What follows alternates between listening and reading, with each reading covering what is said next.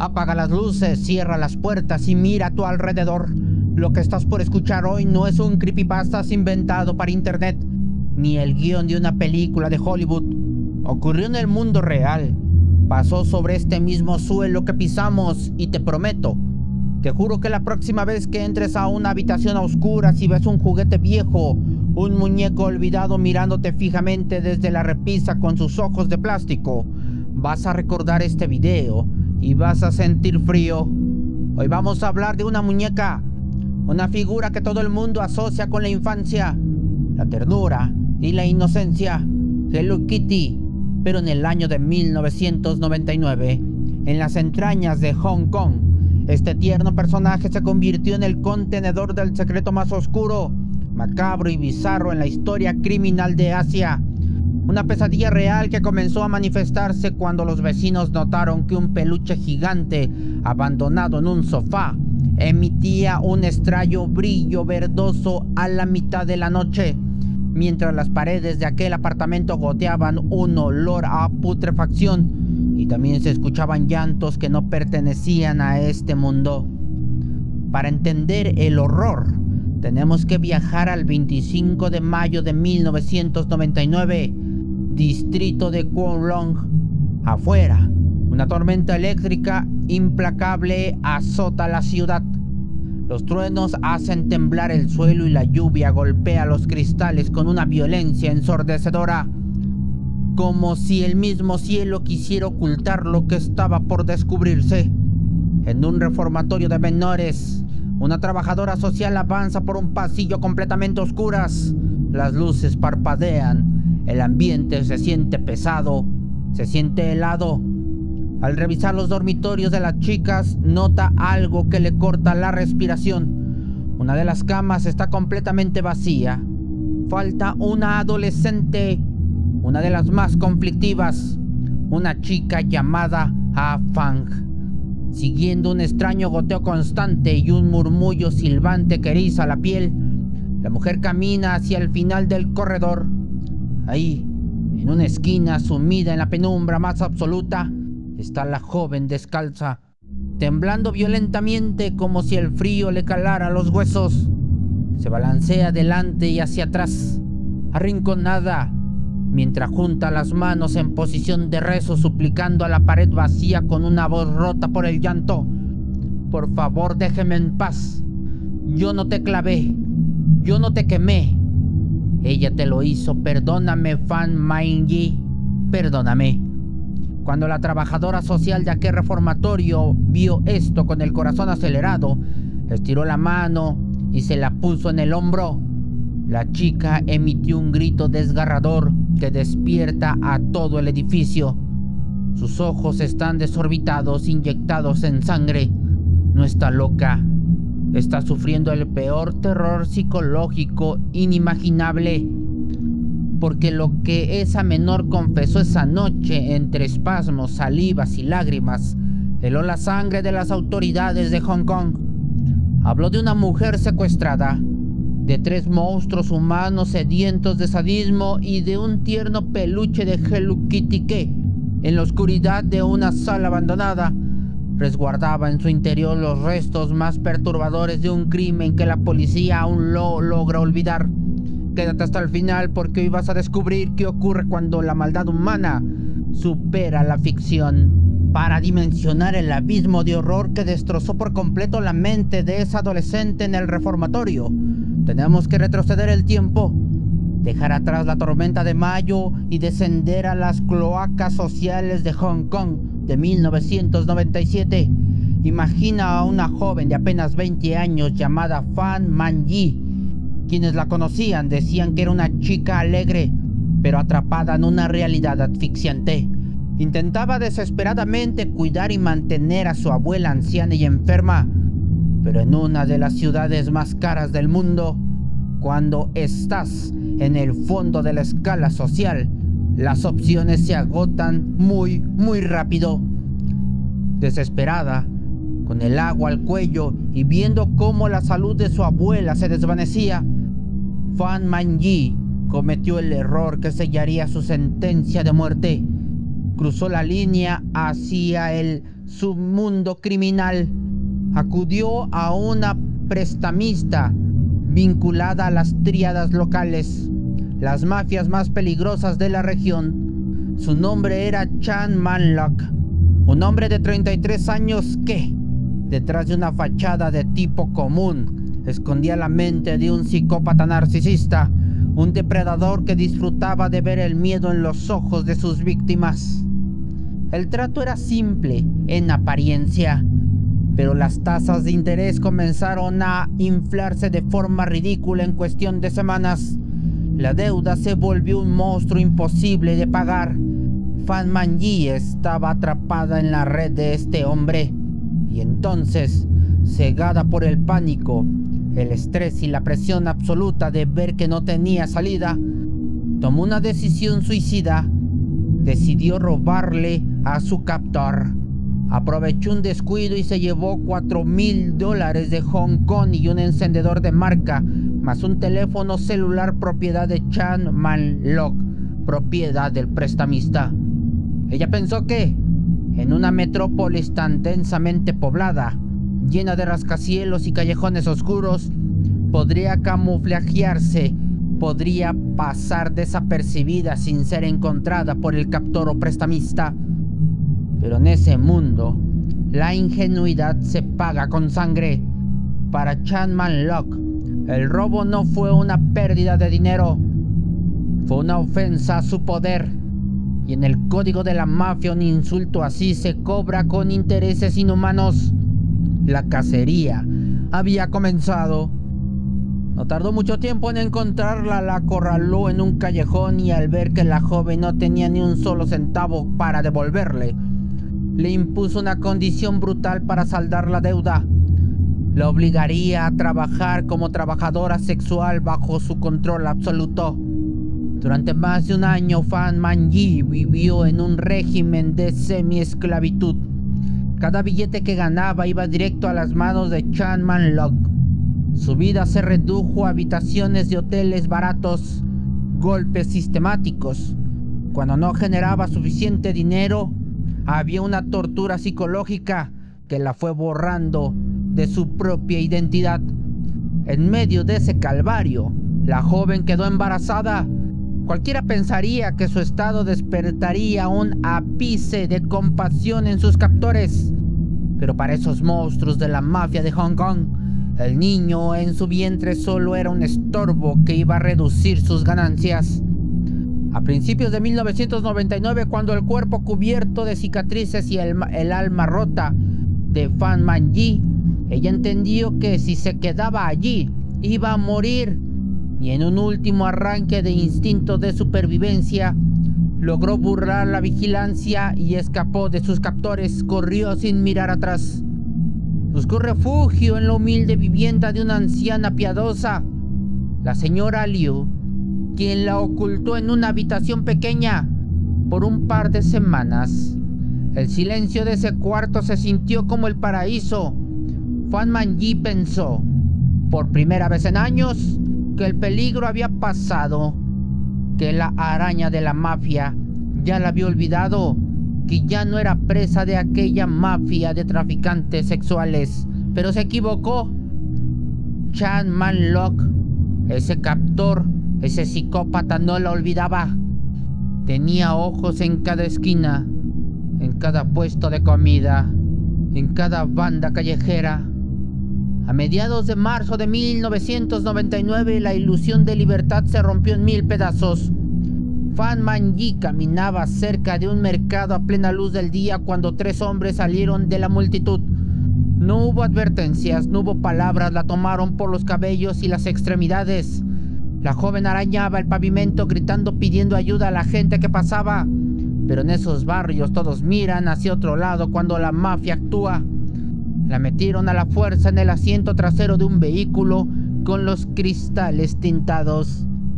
El auto arrancó a toda velocidad, perdiéndose en el tráfico de Kowloon. El destino final era el centro de operaciones del grupo, el número 31 de la calle Granville, en el distrito comercial de Tin Shan Tsui, un edificio viejo, de paredes agrietadas y pasillos estrechos que olían a humedad.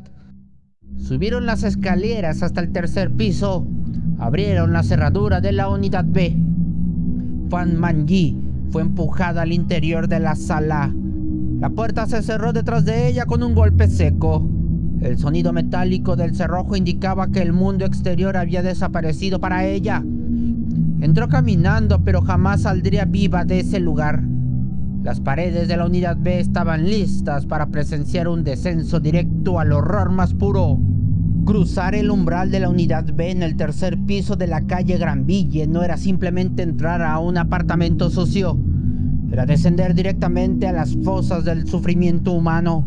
Imagina la escena: una sala pequeña sumida en la penumbra, donde el aire ya se siente denso, vaciado y extrañamente frío. Tan pronto como la puerta se cerró detrás de Fan Man-yi, cualquier rastro de piedad en ese lugar dejó de existir. Chan Man-lok, su captor, y sus dos subordinados, Luan Chin-cho y el joven Luan Wan-liu, no perdieron el tiempo. Con una frialdad mecánica tomaron cables eléctricos gruesos y cuerdas y arrastraron a la joven hacia el centro de la habitación. Alzaron sus brazos por encima de su cabeza y la amarraron con fuerza a las tuberías de agua de metal que cruzaban el techo expuesto en la sala. Sus pies apenas rozaban el suelo. Quedó suspendida, completamente indefensa, balanceándose en el aire como una marioneta rota. A partir de esa misma noche de marzo, el apartamento se convirtió en un escenario de sadismo sistemático. Una cámara de tortura privada que operaba a las 24 horas del día. Los tres hombres iniciaron un régimen de castigos diarios que desafiaban cualquier lógica humana. Usaban tuberías de plástico rígido, barras de hierro y cables gruesos para golpear su cuerpo desnutrido, y una y otra vez.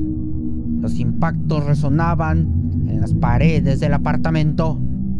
Pero el dolor físico no saciaba los impulsos de Chan Man-lok.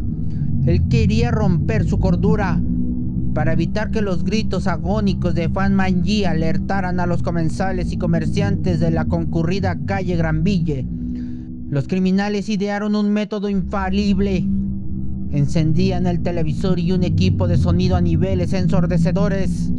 Ponían música pop, música alegre, canciones de moda con ritmos festivos, mientras en el centro de la sala la joven suplicaba por su vida entre alaridos que quedaban sepultados por el ruido. Esa mezcla bizarra de melodías felices y agonía pura flotaba en el ambiente del apartamento todos los días. Ahora ya lo sabes, si a tu vecino le gusta poner música a todo volumen, es posible que estés conviviendo y que tengas por vecino a un psicópata. Pero continuemos. Y ahí, sentada en el sofá, estaba Ah Fang, la adolescente del reformatorio. Tenía solo 15 años y era la novia de uno de los torturadores. Ella no intentó desatarla, no corrió a buscar ayuda. Paralizada por un miedo primitivo a convertirse en la siguiente víctima si abría la boca, se limitaba a observar. Sus ojos grabaron cada detalle de la destrucción de Fan Man-yi. Vio cómo los hombres encendían encendedores y derretían plástico sobre los hombros, el pecho y la espalda de la víctima, viendo cómo el material hirviendo se fusionaba con la piel deshecha. Lo obligaban a tragar sustancias nauseabundas y orina cuando pedía un trago de agua, y la privaban de cualquier tipo de alimento. Pasaron las semanas. Abril llegó, y con el cambio de estación el cuerpo de Fan Man-yi comenzó a colapsar de manera inevitable. Sus heridas se infectaron severamente. La fiebre la hacía delirar en voz alta y apenas tenía fuerzas para mantener los ojos abiertos. Ya ni siquiera podía gritar. De su garganta solo salía un siseo apagado, un ruego silencioso para que todo terminara de una vez y por todas. A mediados de abril de 1999, una tarde cualquiera, la música pop seguía retumbando en la sala, pero en el centro del cuarto algo cambió. La joven ya no se quejaba. Su cabeza colgaba inerte hacia el frente. ocultada por su cabello enredado. Uno de los cómplices se acercó y la pateó para que reaccionara, pero no hubo respuesta. Tomó su pulso y nada. El corazón de la víctima, Fan Man-yi, se había detenido para siempre, atado a esa maldita tubería del techo. Su calvario físico había terminado, pero el horror del apartamento de la calle Gran Villa apenas estaba entrando en su fase más macabra. Al darse cuenta de que la chica estaba muerta, la reacción de los asesinos no fue el pánico del remordimiento, sino una fría indiferencia criminal. Necesitaban hacer desaparecer la evidencia. Llevaron el cadáver al pequeño baño del apartamento. Allí, utilizando herramientas caseras y ollas de cocina, comenzaron a desmembrar el cuerpo de la joven. En un intento desesperado por eliminar el olor a tejido descompuesto y reducir los restos, hirvieron partes del cuerpo antes de empaquetarlas en bolsas plásticas de basura, las cuales arrojaron en diferentes vertederos y contenedores de la ciudad a lo largo de varios días. Sin embargo, Chan Man-lok, el captor, decidió conservar una parte específica: su cabeza. En la sala del apartamento descansaba un peluche gigante de Hello Kitty con un diseño de sirena, un objeto que desentonaba por completo con la mugre del lugar. Chan Man-lok, el captor, tomó el juguete, desgarró con cuidado las costuras de la parte posterior de la cabeza de la muñeca y extrajo gran parte del algodón de relleno. Con sus propias manos introdujo la cabeza de la víctima, Fan Man-yi, en el interior del peluche. Luego, utilizando un hilo grueso y una aguja grande, cosió la abertura de forma tosca y descuidada. Caminó de vuelta al sofá y acomodó al peluche entre los cojines. Ahí quedó la Hello Kitty, sentada a la mitad de la sala, un ícono de la ternura infantil, con su eterna sonrisa fija e inocente, ocultando en su interior los restos y la última mirada de terror de una víctima de la crueldad humana más absoluta. A partir del momento en que el hilo grueso selló la nuca de esa muñeca, la Unidad B dejó de ser solo la escena de un crimen. Se convirtió en un agujero negro del horror psicológico. Los tres asesinos intentaron continuar con sus rutinas oscuras dentro del apartamento. Compartieron el espacio con el mismo peluche, pero el ambiente se transformó por completo.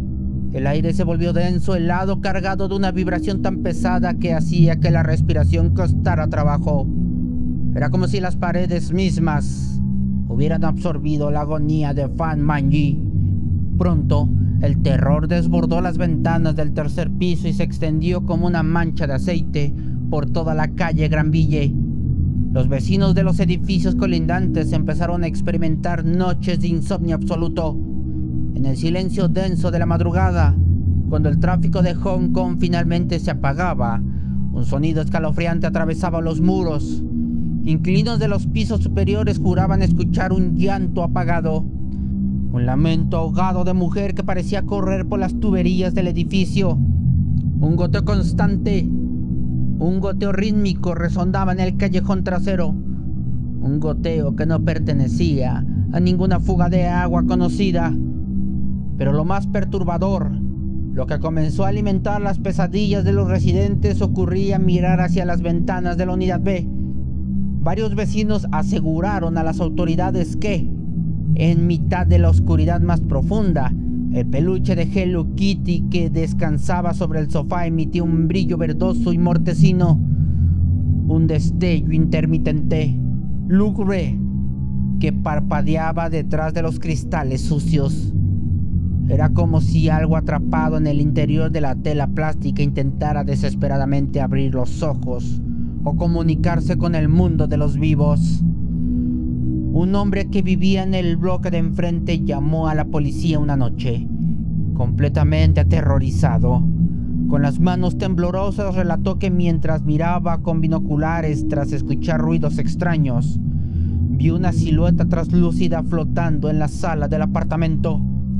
descubrió la sombra de una mujer suspendida en el aire, balanceándose lentamente en una danza macabra justo encima de donde descansaba el peluche de Hello Kitty.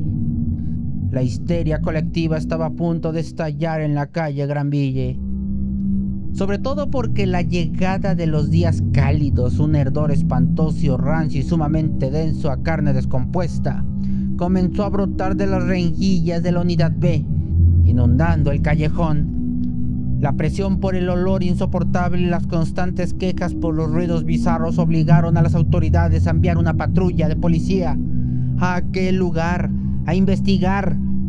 Afán estaba dentro del apartamento cuando los nudillos de la oficial golpearon la madera de la puerta. Al abrir, la oficial fue recibida por una ráfaga de aire sofocante. Los criminales habían rociado botes enteros de perfume barato y ambientadores químicos industriales en un intento desesperado por enmascarar el rastro de la muerte. La oficial de policía dio unos pasos hacia adentro de la sala inspeccionando el caos. Había basura acumulada por todos lados y la humedad devoraba las esquinas. Mientras caminaba, sus ojos pasaron directamente sobre el peluche de Hello Kitty. Estaba ahí, sentado en el sofá mostrando su eterna e inocente sonrisa fija, pero con unas extrañas manchas oscuras y secas en la base.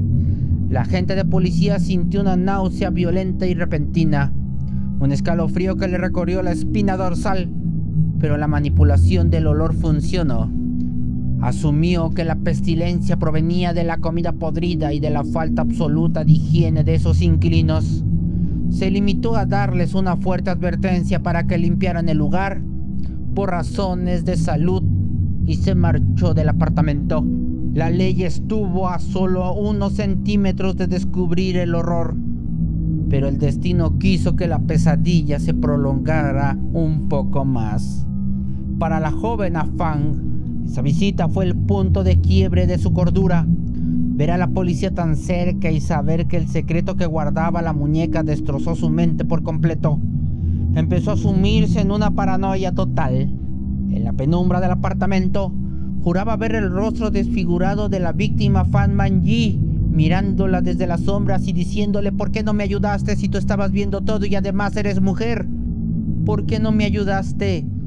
Acusándola con el dedo, porque no hizo nada para salvarla. Ya no podía cerrar los ojos ni escuchar súplicas. El fantasma de la víctima la estaba cazando en vida.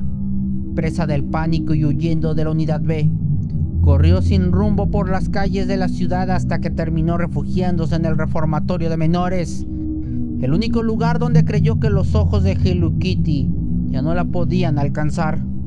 Al día siguiente de la espeluznante confesión de la menor, el 26 de mayo de 1999, la burbuja de impunidad de la unidad B estalló por completo. Un escuadrón forense de la policía de Hong Kong, acompañado por agentes fuertemente armados, rodeó el número 31 de la calle Granville. Subieron las escaleras a paso rápido con los corazones latiendo a 1000 por hora e irrumpieron derribando la puerta del tercer piso. Lo que los recibió al cruzar el umbral no se parecía a nada para lo que ellos estuvieran entrenados. El olor a putrefacción concentrado golpeó sus rostros como una pared sólida. Un hedor tan rancio, espeso y nauseabundo que varios de los agentes forenses tuvieron que retroceder de manera inmediata al pasillo para vomitar, incapaces de respirar. Con máscaras de gas puestas, los peritos forenses se adentraron en la sala de penumbra, esquivando la basura que había en el apartamento. En el centro de la habitación, sobre el sofá mugriento, estaba el peluche gigante de Hello Kitty. Su rostro sonriente e infantil contrastaba de manera grotesca con el horror que flotaba en el aire. Con manos temblorosas cubiertas por guantes de látex, un médico forense tomó un bisturí y lo colocó sobre las costuras rústicas del cuello de la muñeca. Al dar el primer corte y rajar la tela, el algodón blanco comenzó a salir empapado de un fluido oscuro y viscoso. El forense introdujo las pinzas, retiró el relleno sobrante y en ese preciso instante la verdad cayó con el peso de una lápida sobre todos los presentes en la habitación. Oculto en las entrañas de la muñeca, apareció el cráneo calcinado de Fan Manji. Sus dientes sobresalían de manera macabra a través de los restos de la piel chamuscada, dejando grabada en sus facciones la última definitiva expresión de agonía que Pura sufrió antes de morir. La mirada vacía de la víctima finalmente salía a la luz. Los 3 monstruos fueron capturados en operativos relámpagos pocas horas después. Durante el juicio en el año 2000, los detalles del cautiverio fueron tan sumamente sádicos y descriptivos que varios miembros del jurado rompieron en llanto en plena sala y requirieron apoyo psicológico de por vida para superar el trauma. Los criminales fueron condenados a cadena perpetua. El edificio del número 31 de la calle Gran Ville quedó marcado para siempre como un lugar maldito. Nadie volvió a rentar la unidad B. Los pocos negocios que intentaban abrir en la planta baja quebraban a los pocos meses debido a que los clientes aseguraban sentir una vibra helada que les erizaba la piel, además de no quererse acercar por la historia que ya se sabía. Los lamentos de la mujer y las sombras flotantes continuaron manifestándose en las madrugadas hasta que la estructura fue completamente demolida en el año 2012. Hoy se levanta un moderno complejo comercial en su lugar, pero los locales más antiguos de la zona evitan caminar por esa acera cuando cae la noche. Déjame en los comentarios si tú te darías la vuelta e irías hasta ese lugar y mirarías fijamente a los ojos a los peluches o juguetes que están en ese centro comercial. Y también si te atreves a mirar a los peluches que tienes en tu habitación justo ahora en la oscuridad. Si los tienes ahora, míralos fijamente. Es posible que dentro de ellos te encuentres un cráneo, como el de Man Yanli. Completamente seguro de lo que vas a encontrar en su interior, no te va a dejar conciliar el sueño esta noche. Cualquier peluche que estés guardando en tu habitación puede esconder algo macabro, como un cráneo maldito. Si tienes el valor para seguir explorando las esquinas más oscuras y retorcidas de la mente humana, suscríbete y activa la campana de notificaciones. No dejes que la oscuridad te sorprenda. Buenas noches.